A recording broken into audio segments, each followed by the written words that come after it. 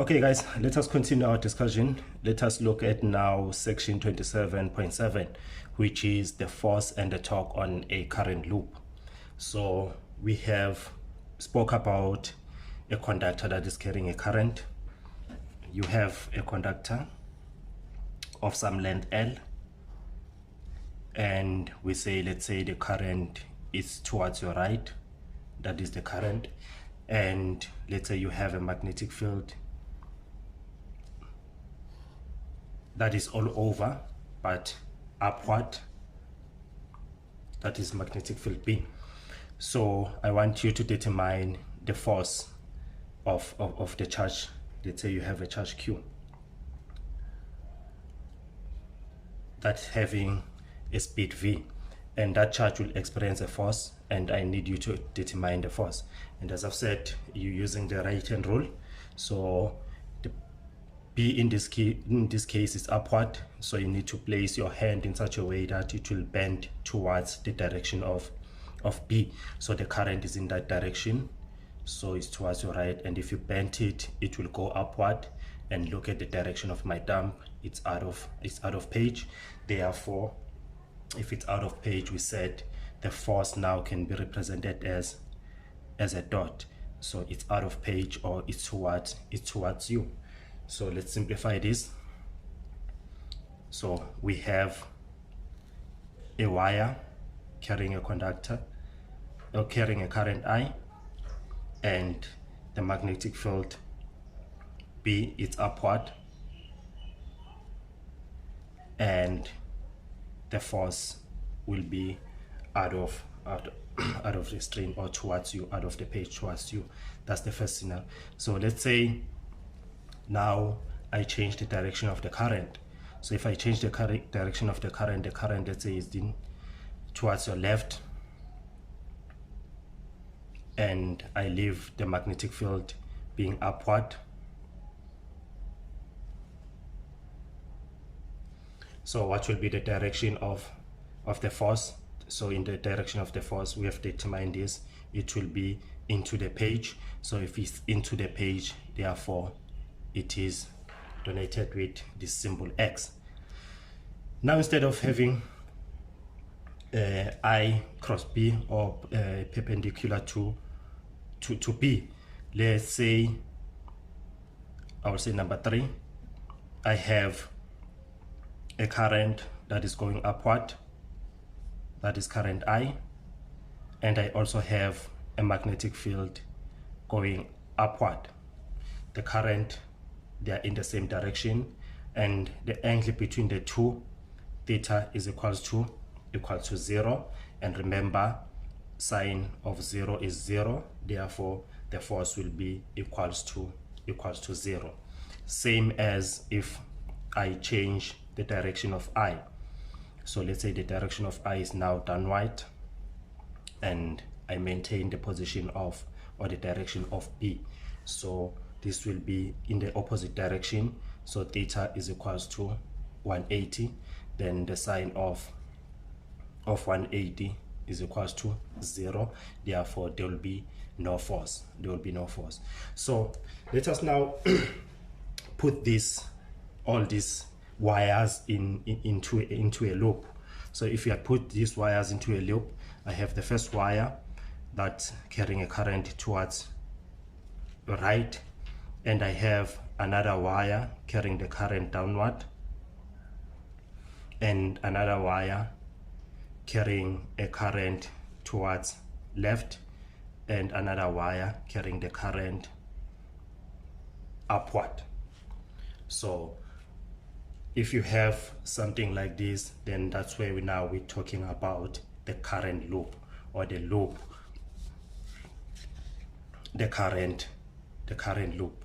So in a current loop, you have a current that is moving in a loop. So we can now put all this information together. At the top, we said we have the force that is out of the page. At the bottom here, we have a force that is into the page, and here on your left we have a force that is 0, and we also have the force of which is equals to 0. So in principle, the sum of all the forces, they must be equals to 0 in a closed loop.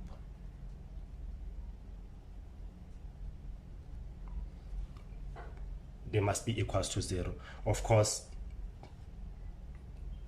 this one is pushing in this direction upward, this one is pushing into the page, so this they need to be equals to 0. So let's say we have the magnetic field B, which is equals to 0.25 Tesla.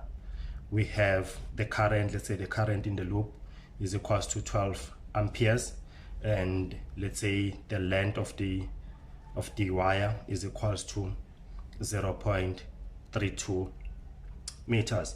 Therefore, you can calculate the force at the top and the force at the bottom. So the force at the top is going to be equals to, remember we said the force is equals to QV B sine theta, but when we have a current loop or a current carrying conductor, it's given by ILB, the sine of theta. Therefore, we can substitute I is given as 12, L is the length, which is 0.32 multiplied by B, which is 0.225, and sine 90 is 1. Therefore, if you punch in the calculator, it gives me 0.9696 Newton. But let's analyze here this thing now. You have this block here, and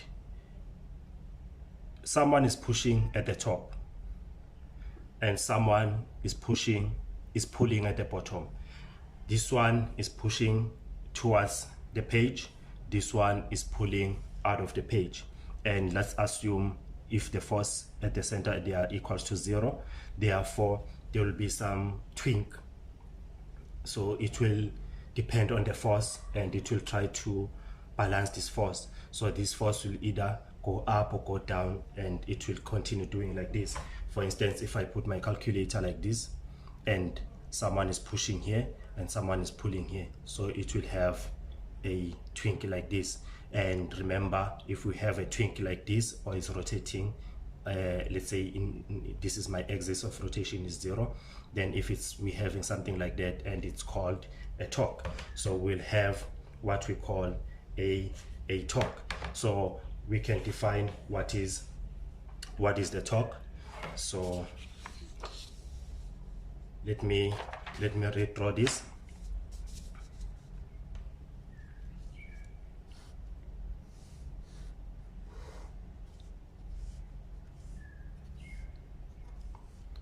You have a force which is out of the page, you have a force which is into the page, and the forces on the sides, they are equals to 0. So we will have what you call the force, the torque. So by definition, we remember that from your first semester, the torque is given the symbol tau, which is equals to the force multiplied by the lever arm.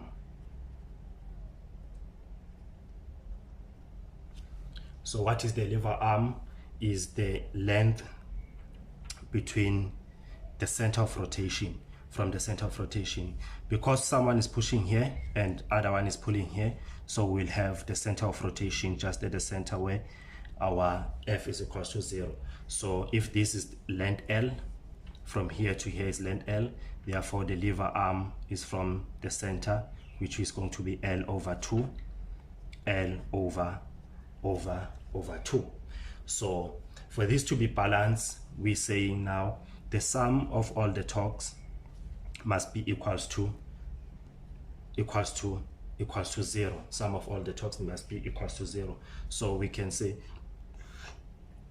now the total torque in this case, sum of all the torques is going to be, this is tau, is going to be, remember, it's force times lever arm. So what is the force? So force is equals to I L B multiplied by the lever arm, and the lever arm is half of the length, so we add the force of the bottom one now, which is also force times the lever arm, which is going to be I L B multiplied by L over 2. So this is nothing but half I, L and L will be squared, times B plus half I L squared times B, and this is going to be half plus half is going to be 1, so this is I L squared times B. So that is the torque. But in principle or in general, we can write torque as I L squared B, the sine of theta. So if you look at this now, what is L squared? The length from here to here is L, and the length from here to here is L. Therefore this is an area there, which is equals to I multiplied by an area multiplied by B, the sine of theta.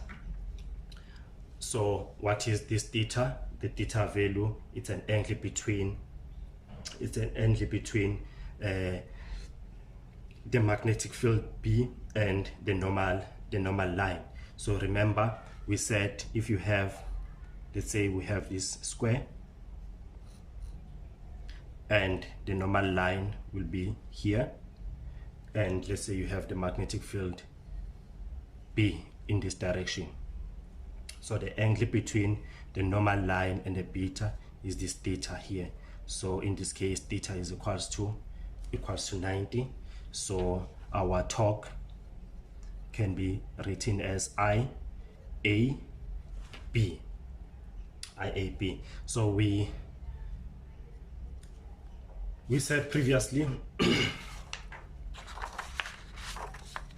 we have the current, we have the length, we have a magnetic field. Therefore we can calculate what is the torque. So the torque will be 12 multiplied by an area, which is 0.32, all squared multiplied by beta magnetic field, which is 0.25, and that gives me 12 into 0.32 squared times 0.25. It is 0.3072. So what are the SI unit for torque? The SI unit for torque is force multiplied by lever arm.